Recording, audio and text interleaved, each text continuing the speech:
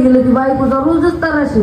काय तराशी म्हणलं तर म्हणला काहीच नाही, जेवायच्या टाइमला येतील काय भाजी करू.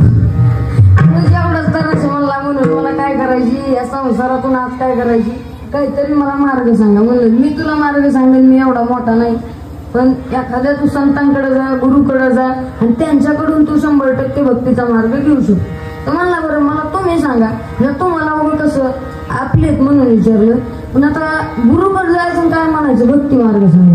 आणि सगळे महाराज लोक तर म्हणते देवाचं नाम घेतलं की देव प्राप्त होतो. म्हणलं अरे तसं नाही, पण जर तुला खरंच भगवंत प्राप्ती करायची असेल तर तो मार्ग घेतलाच पाहिजे. जसं ज्ञानवरायांनी त्यांच्या गुरुकडून घेतला. ज्ञानदेव म्हणे तरलो तरलो आता उद्धरलो गुरु कृपे. गुरुच्या कृपेने जसं या भवसागरातून ते तरले, तसं जर तुला तरायचं असेल भडक्यात या भवसागरातून जर मुक्त व्हायचं असेल तर तुला गुरु करावा. नाही म्हणला महाराज सोपं सांगा गाड्या, त्या गुरुकडे आपल्याला जाणं काय होणार नाही. म्हणलं नाही तुला गुरुच करावं लागेल, त्याच्याशिवाय तुला दुसरं कोणी मार्ग सांगणार नाही. म्हणजे तुला जर कोर्टात तुझ्यावर जर एखाद्याने केस केली तर तू जाऊन स्वतः बोलू शकतो का? तसं कसं होईल बरं महाराज, मला जर केस लढायची म्हणलं तर माझ्या बाजूने एखादा वकील तर द्यावाच लागेल.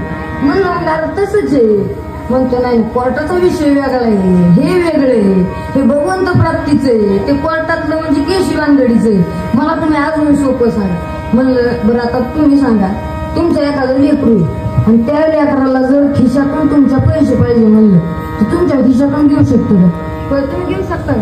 पप्पाच्या खिशातले डायरेक्ट पैसे तुम्हाला अगोदर मम्मीला म्हणावं लागत, मम्मी मला 10 रुपये दे, 20 रुपये दे. मग मम्मी काय म्हणते, द्यावं त्याला थोडी, मग मम्मी देते. तसं काय करावं लागत, तसं जर आपल्याला भगवंताकडे जायचं म्हणलं तर आपल्याला अगोदर संतांना शरण जावं लागतं. आणि संतांना